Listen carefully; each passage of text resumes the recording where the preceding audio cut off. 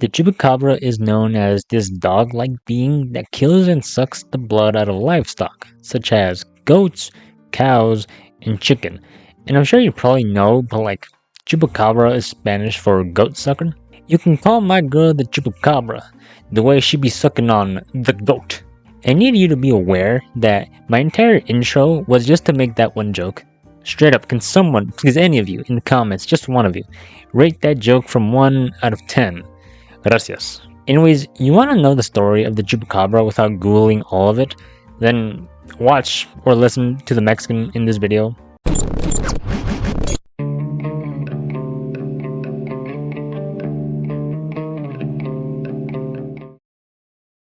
The way this guy looks both varies and just evolved over time. The first descriptions were that of a reptilian humanoid, right? A scaly ass dude. It's usually linked to looking like either a lizard, sometimes even an iguana. The usual description here goes as reptilian, huge alien oval eyes, spikes along its back, gray or green like skin, fangs, claws, 3 toes, and glowing red eyes. Some cases do also describe leather wings as well. Reports also mention that it would hop like a kangaroo, screech, and hiss. The other description is probably the more well-known one though, the canine version. This one is described similarly though. Leathery skin, hairless, red eyes, spiked back, fangs, and claws. There are also very few cases describing it as a bird or flying type of creature. Every other part remains the same though. The actual shift from a reptilian to a dog can't really be pinpointed. It just ended up being a result of the story of the creature going north. People were finding mange-riddled dogs that attacked livestock and used these to fill the void for what the Chupacabra could have looked like.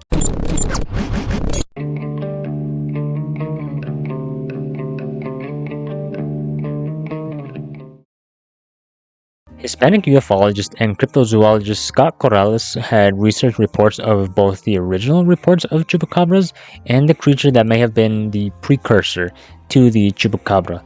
This one was named El Vampiro de Moca, or the Vampire of Moca, or just the Moca Vampire, whichever one is fine. The Moca Vampire dates back to February 25th, 1975, where a Puerto Rican newspaper ran a report of mysterious animal deaths inside the small city of Moca, in a place named Barrio Rocha. This animal would be given its name due to its supposed killings, which were that of 15 cows, 3 goats, 2 geese, and 1 pig, where they were all found dead, with puncture marks and being bled dry, as if someone had sucked up the blood. Police firmly believed that this was due to dogs, since they were right about feral dogs being unable to jump over fences that protected some of the animals. On March 7, 1975, in Moca's Barrio Cruz, Ray Jimenez found his dead cow with piercing wounds on the skull with scratches. A week later on though, on March 15, farmer Cecilio Hernandez had claimed 34 of his chickens had been killed during the night by this vampire. It's said that at this point in time, the Moca Vampire was responsible for 90 livestock deaths over the course of 2 weeks. At first, this vampire was believed to be some type of supernatural bird. This small piece of info is very important though, at least to the video, but we'll go over it in a different section. It was also believed for a short time that the attacks were of boa snakes in Puerto Rico.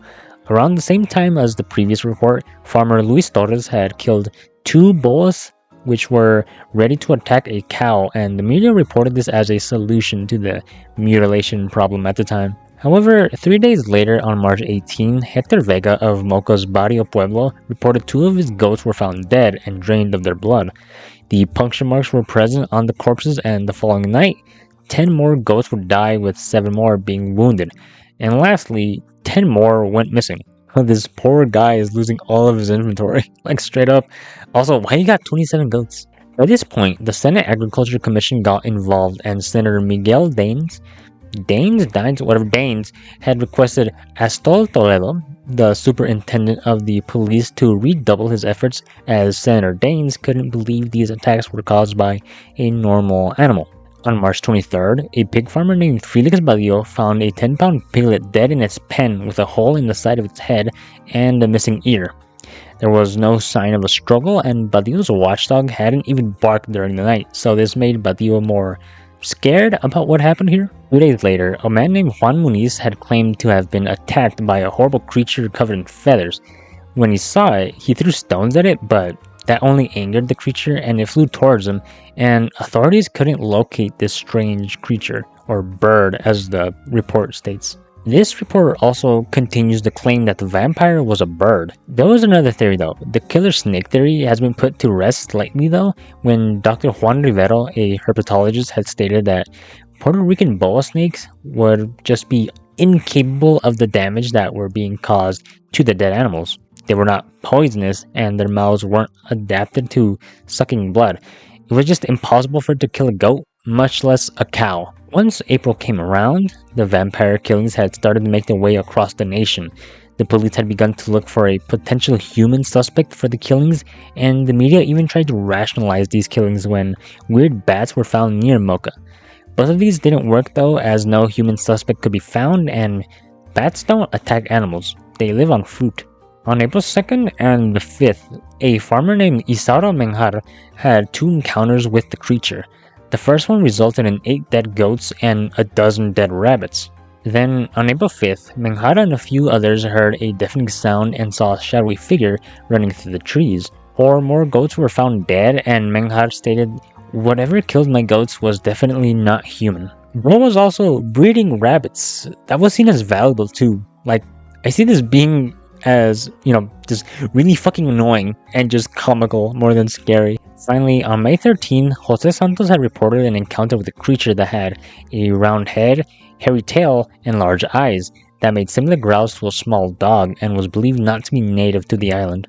The vampire attacks kept going into the summer when on June 25th, 25 dead and blood-drained animals were found outside Isabela, Puerto Rico. Soon after this, 14 fighting cocks were found dead in the same way in Yauco, Puerto Rico. Cock.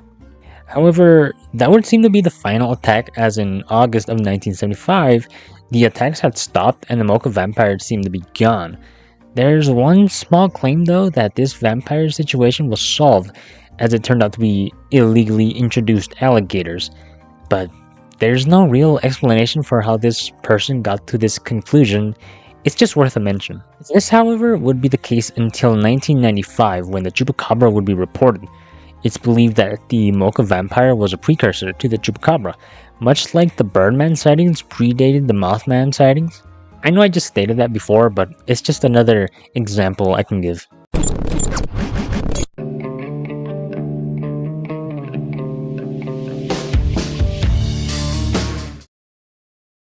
On March 11, 1995, 8 dead sheep were found dead, of course, with classic puncture wounds and 3 strange marks on them.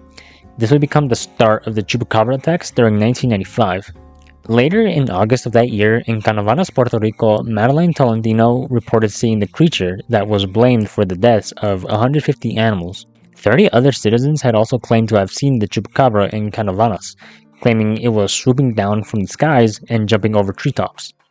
It is worth noting though that the name Chupacabra comes from comedian Silverio Perez, who first coined the name after the first attacks. It wasn't seen again until November 19th that year, where farmers woke up to dozens of dogs, cats, turkeys, rabbits, goats, horses, and cows had been found dead with no explanation outside of the normal Chupacabra markings. In Caguas, Puerto Rico, that same day, a report of a creature opening a window, destroying a teddy bear, leaving a puddle of slime, and leaving a piece of rancid meat on a windowsill just before vanishing had been made. The homeowner who saw it described it as having huge red eyes and hairy arms. And I swear to God, it's always the huge ass red eyes. Another person that same day reported seeing it in his backyard and biting his dog. They described it as a monkey-like being, but not entirely monkey, running on all fours with no tail. Throughout December 1995, these killings persisted, and eyewitnesses claimed the creature to be around 4 to 6 feet tall, huge oval or alien-like eyes, gray skin, a snake-like tongue, fangs, long spinal quills, hopped around like a kangaroo, and was a stinky-ass bitch. Some of the death sites of the animals had unidentified 3-toed tracks, and zoologists couldn't identify an animal that matched these descriptions. In 1996, though, the Chupacabra started making its way upwards towards Mexico and the US. Now that I'm saying this though, I'm now realizing how recent these Chupacabra stories are. 1995, as of right now, 2025, was 30 years ago. That's not even like a century. Well, I mean, obviously it's not a century old. It's not even like 50 years old. Kind of like Mothman. Like, that's crazy. Like Bigfoot and Mothman, really old, and are probably up there with Chupacabra in terms of like notoriety. It's honestly crazy. Like, this is actually really recent. Anyways, on March 1996, in Miami, a woman claimed to have seen a dog-like figure standing up with two short hands in the air. After this, 40 animals were found dead. On May 2nd, in Rio Grande, South Texas, a pet goat was found dead with the classic chupacabra markings on its neck. That same day, though, in Ciudad Juarez, Mexico, many small mammals, most notably dogs, were attacked by this creature. Witnesses described it as having spikes or feathers down its back, standing upright, three-toed, forearms at the chest, glowing eyes, and a tube-like device that came out of its mouth. This is thought to be what was sucking the blood out of the animals. The next day, in Calderon, Sinaloa, goats, cows, and sheep were found dead and blood-dried. Local villagers formed vigilante squads to stop a giant bat-like creature, but had no success. Mexican states Sonora and Veracruz had reports of numerous animals dying this way, and a vague report of a human death came out on that same day, but nothing ever came of that human report. Finally, on May 28 in the state of Chiapas, 28 dead rams were found with puncture marks. The chupacabra had been compared to the New Jersey Devil, as their descriptions and nature of the wounds they would leave were very similar. However, chupacabra reports would stop here until 2004, where they reappeared starting in Texas.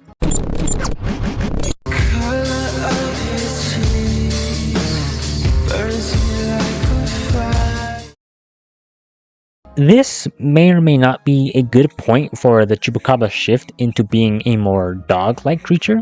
In July 2004, a rancher near San Antonio, Texas killed a hairless dog creature that had attacked its livestock. The University of California then studied the animal and concluded that it was a coyote with mange. In October that year, 2 more carcasses were found near the same area where Texas biologists had also determined them to be coyotes with mange. In Coleman, Texas, a farmer named Reggie Legao had caught an animal responsible for the deaths of numerous chickens and turkeys. It was described as a mix of a hairless dog, a rat, and a kangaroo. Legao presented the animal to the Texas Parks and Wildlife for identification, but stated 2 years later that it seemed like it was quickly discarded of. In August 2007, Phyllis Canyon found 3 strange animal carcasses in Puerto, Texas. Canyon stated that nearly 30 chickens on her farm had their blood sucked dry over the years, which led to believe that the carcasses were that of the chupacabra, or chupacabras. Canyon had preserved one of the heads in her freezer. That's fucking wild. And took pictures of the carcasses. Then she sent them for DNA testing, where they were found to be a gray fox suffering from mange by state mammologist John Young, and Texas State University bioresearchers found it to be a coyote with mange.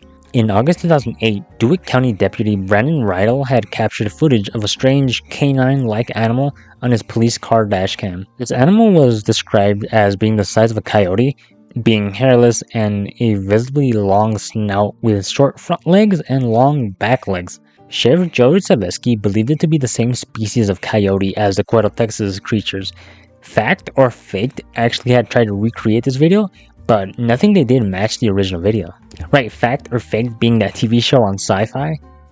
I like that show actually. That show was pretty cool. I want it to come back, and if it comes back, let me be the host, please. This would actually set the pattern of the majority of US-based chupacabra sightings. Most reports often conclude these creatures to be a dog or just a coyote with mange. Like, straight up, any sort of chupacabra sighting within the US usually just results in coyote with mange. In 2010, University of Michigan biologist Barry O'Connor came to this exact conclusion, and that the symptoms of mange could explain most features of the chupacabra. O'Connor theorized that it was easier for these coyotes to attack livestock because they wouldn't run away, being confined to their pens or farms.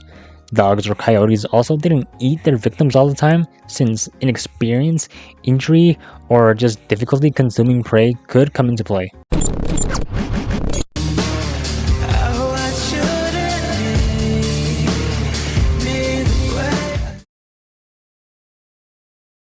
While the story is in the US, for this section, I'll have to backtrack us to 1934. Loren Coleman had talked about a killer kangaroo story that sounds very similar to Chupacabra attacks. In mid-January 1934, a huge kangaroo had terrorized farmers when it reportedly killed and partially ate German shepherds, geese, and ducks. A reverend named W.J. Hancock had seen the animal and described it as fast as lightning and as a kangaroo that jumped across the field. Another person named Frank Cobb had come across the head and shoulders of a German shepherd. They then formed a search party, and that search party actually found tracks. Coleman states that a rival newspaper of the one who broke the story had claimed this exact story to be a newspaper hoax. That story ends there though. This kangaroo would be reported throughout the 50s and the 70s apparently. There's a Tucson-based blog that mentions natives of the era talking about their stories and these kangaroos.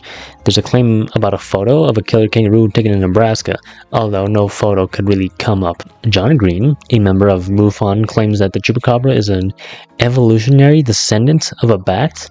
Potentially. He also connects these bats to pterodactyls, which had been making their way into Arizonian folklore. Most notably, the case of the lost Thunderbird photo, reported in 1890, which was also called a pterodactyl. I have a video on that. In case. In 1990, there's a story about a 21-year-old woman in Mesa, Arizona, who had woken up to a reptile-like animal with wings that had eaten half of her ear. Police were fucking stumped and just had no explanation. Like that ass, that's what it says. The blog is dated to May 30, 1996, so it's interesting that even during the popular Chupacabra Panic, people had reported them in the US. What's more interesting is that the reptilian winged version of the Chupacabra was described as being in the US before the canine version that was made popular in Texas.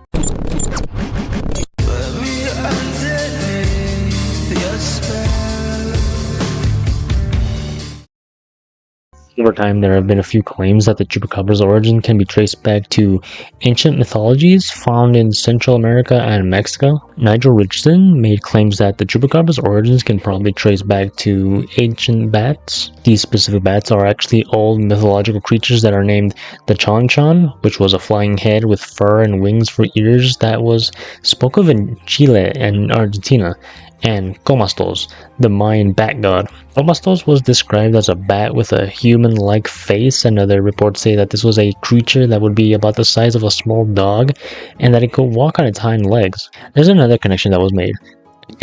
Can you believe that the Chupacabra might be tied to the Manticore? A post made by someone named Sylvia in the year 2000 made a blog going over the mystery of the Chupacabra and had talked about the goat sucker term originating from Persia, as well as attempting to explain the Chupacabra as a myth. This compiles the work of various authors as well. So there's a lot of stories from Europe and the Middle East about reptiles that would suck the milk from goats. These stories, for now, are just stories and have no actual investigation, despite lots of claims. The Manticore originates from the Marikora, or the man-eater of Persia. Basically the same thing as the Manticore: human head, lion body, porcupine quills, scorpion tail. It says that the story of the Manticore spread from Persia to Spain, and from Spain, it was brought to Puerto Rico, I almost said Portugal. Spain took it a different way, and came up with the Mantiquero, or the Sacamantecos. It was a supposed monster that looked like a man. The languages probably collided here, and Spaniards thought the Manticore could only feed on people and fat because of the way it looks. So in Puerto Rico, the claim is that these two stories got mixed together, which would result in a reptilian creature that would sneak up on goats and suck up their blood. Drinnon had also made multiple blogs about all sorts of ties to the Chupacabra, which all potentially link back to ancient mythologies. These claims go all the way back to creatures found in, Incan and Mayan mythologies, as well as Aztec mythologies. However, I have to be completely honest and say that Drinnon's claims kind of read like he's connecting two minute things and just claiming them as inspiration for the Chupacabra. Like, he sees like scaly skin, claws, fangs, spikes or quills on the back. Like, this dude might as well just be saying that the Chupacabra is related to the Spinosaurus.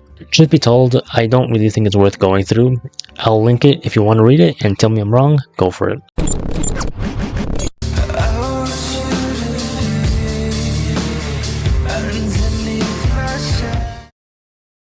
Walk with me on this. You're not gonna fucking believe this, but the Chupacabra is said to be linked with UFO sightings, like dead ass.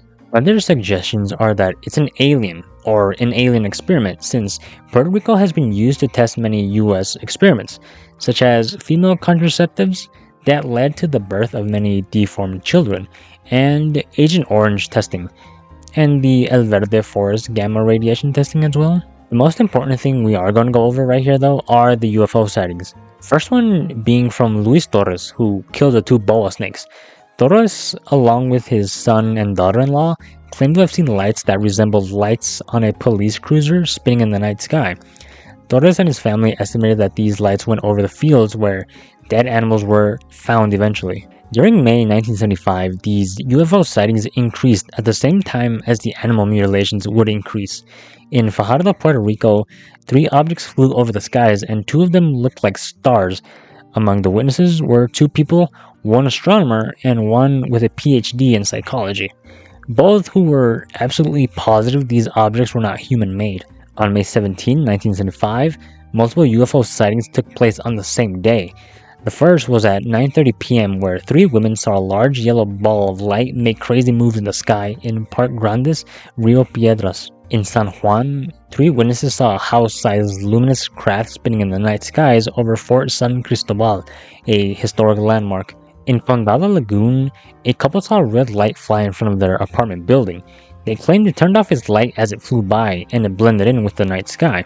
This would be on top of the Laguna Cartagena UFO incidents, and on top of the 1994-95 UFO wave, where oval or pyramid-shaped crafts would be seen in the vicinity of the reported Chupacabra attacks. I won't necessarily get into the UFO reports individually, as that's a completely different topic, but the big thing mentioned within these reports was a belief that a UFO base was in the lagoon. This could fit the theories that the Chupacabra was some sort of alien experiment. John Keel, mostly known by the Mothman Prophecies book, was a popular UFO researcher who had written in his book titled The Eighth Tower about paranormal events in the Caribbean during the 70s and the 80s. And one thing he wrote about was certain entities would be immune to blades or bullets. This could be due to the fact that these entities are made up of highly condensed atoms, such as those found in plutonium. Keel theorizes that, due to the way these entities are made, it could explain why their appearances are so brief. Right, at first, when they appear, they're no threat to humans, but as their atomic composition deteriorates, they might project lethal radiation, which was found where the Chupacabra attacks were said to happen.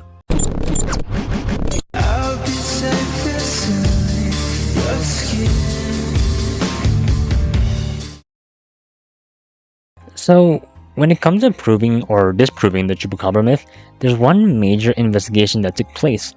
Benjamin Radford conducted a 5-year investigation on the Chupacabra, in which he was able to track down Madeline Tolentino, who reported the first Chupacabra encounter. It was reported as being 4 to 5 feet tall, black eyes that went up its temples and the side of its head, was bipedal, had long arms with 3 skinny fingers drawn back in an attack position, short hair, long skinny legs and 3 webbed toes, a burn mark that revealed pinkish purplish skin, round markings on its torso, and spikes on its back. Tolentino's claim remained the same all these years later. The only difference is that she said it was 3 feet tall, not the reported 4 to 5 feet tall, and she never claimed it to be an alien. Radford had showed Tolentino a drawing based off of her description, and she said it was the closest depiction of what she had seen. Tolentino also had taken Radford to the place where she first saw it and recreated her experience where she saw the creature. The only difference were a wall had been built between her house and the road, and a house had been built in the empty area where the creature had said to have been run off to. Radford says that Tolentino had gotten confused with what she had seen that day, saying that Tolentino had seen a movie named Species from 1995, in which the creature in the movie looks identical to the creature she had seen. Radford came to the conclusion that the Chupacabra is in fact not real, but just a fun story. And, I'll be honest, I'm glad Radford started his investigation based off of an interest in the creature, right? Going with an is this real kind of mindset rather than let me prove this to be fake mindset. Like, some people, bro, are just fucking bitches. Like, straight up reading articles on investigation or research on the Chupacabra or just any sort of paranormal entity, people come off so fucking angry that people just believe in stuff that's weird. It's it's borderline fucking annoying. Like, that in itself is weirder than believing in something that is weird. Like, it makes research difficult because anytime the big news articles or whatever talk about this stuff, there's a clear negative bias towards stuff like this. So Radford's approach to this and the way he speaks on the Chupacabra is genuinely much more appreciated. Like, should be told, I don't care if it's real and I don't care if it's fake. I just want it to be fun. I guess to end this video, I'll say that Radford's really the only person to do any sort of significant research. The thing is, because it's only one person that's researching this, I don't think we have a definitive answer, to be honest. I know Scott Corrales did the first reports, but in this case, reporting is different from researching. If Corrales went back and started digging into the Chupacabra stories again, maybe he'd find something more. Like, I can't find anything more on his research and the Chupacabra. It all seems to date back to 1996, 1997, although he still seems to be active as of 2024 in the Inexplicata website as an editor. It's like the Mothman video I made earlier this year. I do think the best, the best explanation that we can come to right now is the Chupacabra is unsolved. You know, dogs and coyotes can't explain the attacks, but I truly believe this deserves more research. It it brings a question of whether or not the Chupacabra is real or not. What the fuck is killing those animals? Right, I feel like that's much more scary though. If it's not a Chupacabra, something that we could borderline comprehend, what the fuck is doing this? Because those animals are still dying. And if it's not the Chupacabra, what is it? Right, Chupacabra is genuinely one of my more preferred, I guess, cryptids. I like this one. I like it more. Maybe it is the Latino connection, but like, I was just much more interested in this one than like most other ones. It seems viable, right? Just something that's attacking livestock animals that's becoming a little bit elusive. It's not so far-fetched, right? I don't know. Like I said, I truly believe that Chupacabra deserves more research and investigation, but as long as it's just one person, we're not going to have a whole lot of information. That being said, it is unsolved. I would say it's unsolved. It's not real, but it's not fake yet. We need more research. I keep saying that, but unsolved is just the best way to go about it right now. With all that being said, I love the Chupacabra. I love it. It's a fun thing. I like wondering why the fuck it turned into a dog. I assume why, right? In the US, it's probably the more comprehensible thing, I assume. But, oh well. I like speculating. I like wondering.